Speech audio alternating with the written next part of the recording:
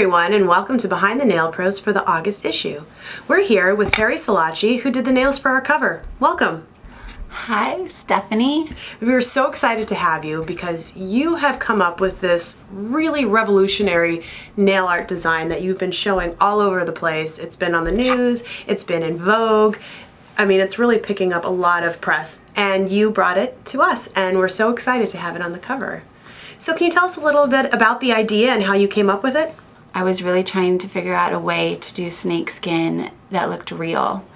And one day my children walked in, each with their own shed, natural shed from a neighbor who runs a reptile shop. And after they were done with it, I picked it up and took it to work. Now, how did you get the snake skin? Because I know there's been some concern, people wondering where the snake comes from. Our neighbor who runs a reptile shop, who originally gifted my children with the naturally shedded skin, as soon as I knew it was a hit, I called him and he brought me enough snakeskin to cover the city. Now, and let's just be clear that this is naturally shed snakeskin. Snakes will naturally, like all reptiles, shed their skin. So this is something that they are naturally losing. It's not like you're taking the snake and killing it for its skin. Exactly. We do not harm animals during this process. One snake's trash is a toenail's treasure. We are not harming animals in any way.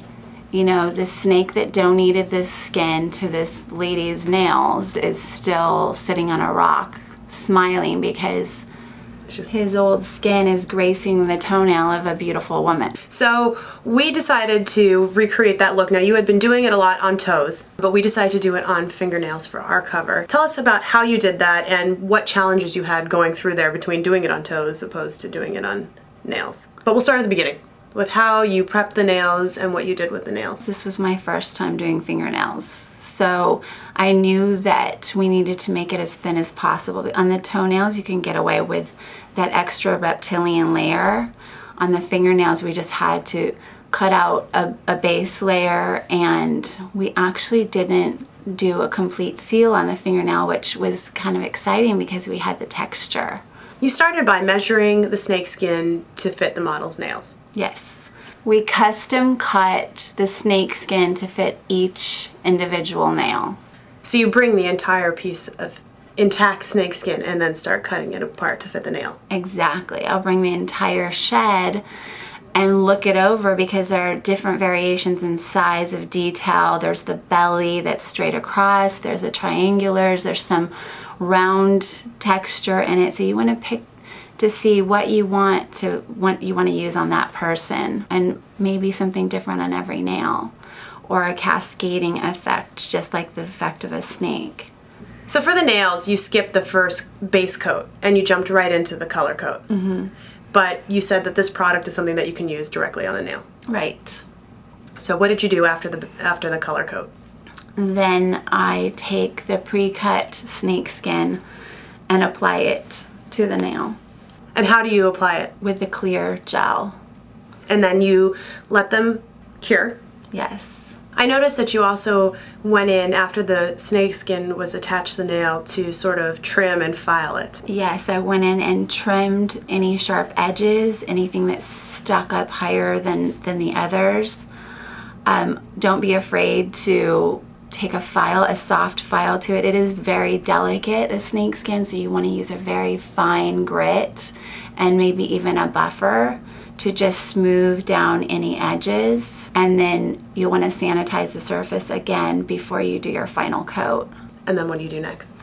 And then I take an accent color if I choose to do so.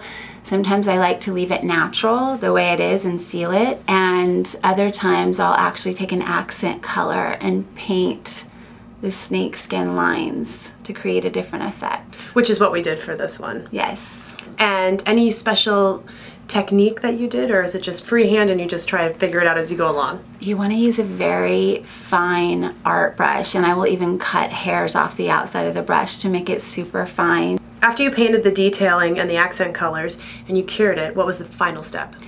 If you choose to leave the finale textured, you can go in with just a thin clear coat, or you can go in with something thicker to completely seal it so that you have a smooth finish. But we went with a more textured coat because we thought it would look Exactly. a little bit cooler for our cover and to be able to do something a little bit different. You've also created another option for people who either can't get the snakeskin or just choose not to use it. Right. I start with a sculpting gel, and then I use a mimic mesh made of wire that is pressed onto the sculpting gel and cured into the UV light. Then you peel the mimic mesh off and it leaves the exact texture of the snake. You paint the lines and you fill in the pockets with the color choices. Oh, so you can get a very similar look without actually having to use the snakeskin if you can't get it. Exactly, exactly. Well, thank you so much, Terry, for coming in and sharing this amazing nail art design with us. Thank you so much. I'm very proud to be here.